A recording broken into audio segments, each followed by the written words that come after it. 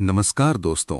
जब कड़कड़ाती ठंड में आग की लपटें उठती हैं, ढोल की थाप पर पैर थिरकने लगते हैं और मूंगफली रेवड़ी की खुशबू हवा में घुल जाती है, तो समझ लीजिए लोहड़ी आ गई है। लेकिन क्या आप जानते हैं कि हम लोहड़ी क्यों मनाते हैं?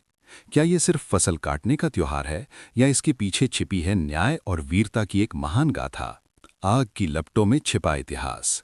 जब जनवरी की कड़कड़ाती ठंड अपने चरम पर होती है और पंजाब के खेतों में सरसों के पीले फूल लहलहाने लगते हैं, तब उत्तर भारत की फिजाओं में एक खास गर्माहट घुलने लगती है। ये गर्माहट है लोहड़ी की। लोहड़ी केवल लकड़ियों का एक ढेर जलाकर नाचने गाने का त्योहार नहीं है, बल्कि ये मानव सभ्यता, खगोल विज्ञान यानी एस्ट्रोनॉमी और इतिहास के उन पन्नों का संगम है जो हजारों साल पुराने हैं। आज की इस कहानी में हम लोहड़ी के उस सफर पर चलेंगे जो सिंधु घाटी सभ्यता से शुरू होकर आधुनिक काल तक आता है। प्राचीन जड़ें और सिंधु घाटी सभ्यता का संबंध। इतिहासकारों का मानना है कि लोहड़ी की जड़ें अत्यंत प्राचीन हैं। कुछ साक्ष्य बताते हैं कि इसकी शुरुआत सिंधु घाटी सभ्यता के समय से ही हो गई थी। उस दौर में लोग प्रकृति के 5 तत्वों की पूजा करते थे, जिनमें अग्नि सबसे प्रमुख थी। अग्नि को ऊर्जा, शुद्धि और जीवन का प्रतीक माना जाता था। कड़ाके की ठंड से बचने और सूर्य देव को फिर से आमंत्रित करने के लिए विशाल अलाव जलाए जाते थे। ये परंपरा समय के साथ विकसित होती गई और एक सामुदायिक उत्सव का रूप ले लिया। खगोलीय महत्व। सूर्य का उत्तरायण और शीतकालीन संक्रांति। लोहड़ी का वैज्ञानिक आधार विंटर सॉल्स्टिस यानी शीतकालीन संक्रांति से जुड़ा है। प्राचीन कैलेंडर के अनुसार लोहड़ी उस दिन मनाई जाती थी जब साल की सबसे लंबी रात होती थी। इस रात के बाद दिन धीरे धीरे लंबे होने शुरू हो जाते हैं। खगोलीय दृष्टि से ये वो समय है जब सूर्य मकर राशि में प्रवेश करता है और उत्तर की ओर बढ़ना शुरू करता है, जिसे उत्तरायण कहा जाता है। लोहड़ी की अग्नि वास्तव में सूर्य की गर्मी को वापस बुलाने का एक प्रतीक है। किसान और ग्रामीण लोग अग्नि देव के माध्यम से सूर्य देव को धन्यवाद देते हैं कि उन्होंने फसलों को पकने के लिए जरूरी रोशनी और गर्मी प्रदान की। यही कारण है कि लोहड़ी हमेशा मकर संक्रांति यानी माघी से ठीक एक दिन पहले मनाई जाती है। लोहड़ी शब्द कहाँ से आया? लोहड़ी शब्द की उत्पत्ति को लेकर इतिहास और लोक कथाओं में 3 मुख्य मत प्रचलित हैं। तिलोड़ी से लोहड़ी। सबसे तार्किक और प्रचलित मत ये है कि ये त्योहार तिल और रोड़ी यानी गुड़ की डली के मिश्रण से बना है। प्राचीन काल में इसे तिलोड़ी कहा जाता था, जो कालांतर में अपभ्रंश होकर लोहड़ी बन गया। आज भी लोहड़ी के प्रसाद में तिल और गुड़ का सबसे अधिक महत्व है। संत कबीर की पत्नी लोई। एक अन्य मान्यता के अनुसार महान संत कबीर दास जी की पत्नी का नाम लोई था। उनके परोपकारी स्वभाव और आध्यात्मिक प्रभाव के कारण पंजाब के कुछ हिस्सों में इस त्योहार का नाम उनके नाम पर रखा गया। लोह यानी तवा। पंजाब में लोह का अर्थ लोहे के तवे से भी लिया जाता है। पुराने समय में जब पूरा गांव एक साथ मिलकर रोटियां बनाता था और सामुदायिक भोज का आयोजन होता था, तो उस विशाल तवे की गर्माहट और एकता के प्रतीक के रूप में इसे लोहड़ी कहा जाने लगा। पौराणिक संदर्भ। माता सती और अग्नि का त्याग। हिंदू पुराणों में भी लोहड़ी का एक आध्यात्मिक पक्ष मिलता है। एक कथा के अनुसार ये पर्व माता सती के बलिदान की याद दिलाता है। जब राजा दक्ष ने यज्ञ किया और भगवान शिव का अपमान किया, तो माता सती ने उसी यज्ञ की अग्नि में स्वयं को समर्पित कर दिया था। माना जाता है कि लोहड़ी की अग्नि उसी प्राचीन यज्ञ की परंपरा का एक रूप है, जिसमें लोग अपनी बुराइयों और अहंकार को स्वाहा करते हैं ताकि नया जीवन प्रकाशमय हो सके। किसानों का नया साल, रबी की फसल का उत्सव। पंजाब और हरियाणा जैसे कृषि प्रधान राज्यों के लिए लोहड़ी आर्थिक नववर्ष की तरह है। अक्टूबर नवंबर में बोई गई रबी की फसलें, विशेषकर गेहूं और सरसों, इस समय तक खेतों में खिल उठती हैं। किसान अपनी कड़ी मेहनत का फल सामने देखकर खुश होता है। वो अग्नि देव को फसल का पहला हिस्सा जैसे तिल, मूंगफली, मक्का भेंट करता है। ये एक तरह का थैंक्सगिविंग उत्सव है, जहां प्रकृति और मनुष्य का अटूट रिश्ता दिखाई देता है। दुल्ला भट्टी, पंजाब का वो नायक जिसके बिना लोहड़ी अधूरी है। लोहड़ी की रात जब आग जलती है तो एक नाम हवाओं में गूंजता है, दुल्ला भट्टी हो। यदि आप किसी से पूछें कि लोहड़ी का सबसे प्रसिद्ध गीत कौन सा है, तो उत्तर मिलेगा, सुंदर मुंदरिये हो, तेरा कौन विचारा हो, दुल्ला भट्टी वाला हो। लेकिन ये दुल्ला भट्टी कौन था? इतिहास के अनुसार दुल्ला भट्टी यानी अब्दुल्ला भट्टी मुगल सम्राट अकबर के शासनकाल में पंजाब का एक विद्रोही नायक था। वो केवल एक योद्धा नहीं, बल्कि गरीबों का मसीहा था।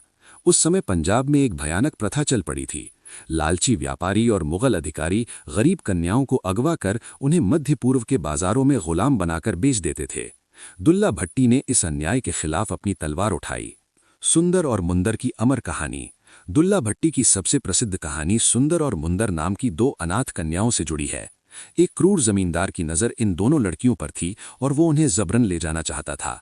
जब दुल्ला भट्टी को यह पता चला तो उसने न केवल उन लड़कियों को उस जमींदार के चंगुल से छुड़ाया, बल्कि एक पिता की तरह उनका कन्यादान भी किया। कहा जाता है कि जंगल में ही आग जलाकर दुल्ला ने उन लड़कियों का योग्य हिंदू लड़कों से विवाह करवाया। उस समय उसके पास देने के लिए कोई कीमती गहने या धन नहीं था, इसलिए उसने शगुन के तौर पर अपनी झोली से निकालकर उन कन्याओं को केवल एक सेर शक्कर दी। यही कारण है कि आज भी लोहड़ी के गीतों में उनका नाम बड़े सम्मान से लिया जाता है। दुल्ला भट्टी ने समाज को संदेश दिया कि रक्षा केवल शस्त्रों से नहीं बल्कि रिश्तों की मर्यादा से होती है। अग्नि पूजा और सामुदायिक एकता। लोहड़ी की शाम को जलाया जाने वाला अलाव केवल सर्दी भगाने का साधन नहीं है, बल्कि ये सामुदायिक एकता का प्रतीक है। पुराने समय में गांवों में लोग पूरे साल की सूखी लकड़ियां और उपले इकट्ठा करते थे। लोहड़ी की रात पूरा गांव एक ही आग के चारों ओर बैठता था। यहाँ कोई छोटा या बड़ा, अमीर या गरीब नहीं होता था। आग की लपटों के सामने लोग अपनी आपसी रंजिशें भुलाकर एक दूसरे को गले लगाते थे। आग में डाली जाने वाली मूंगफली, रेवड़ी और मक्का को प्रसाद माना जाता है।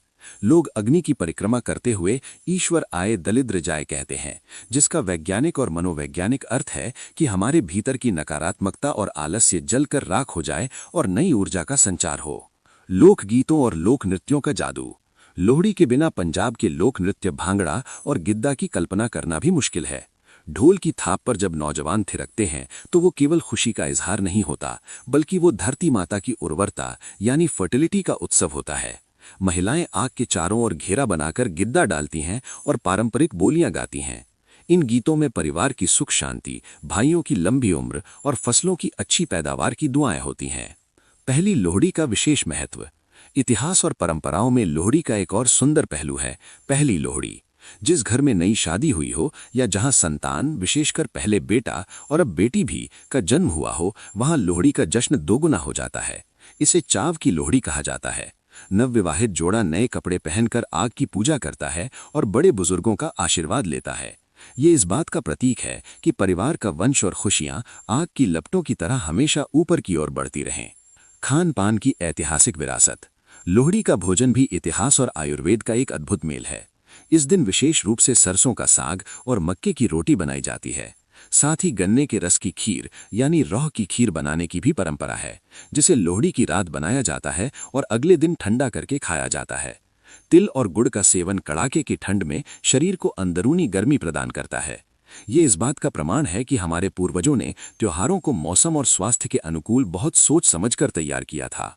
बदलता स्वरूप। लड़कों से लेकर बेटियों की लोहड़ी तक।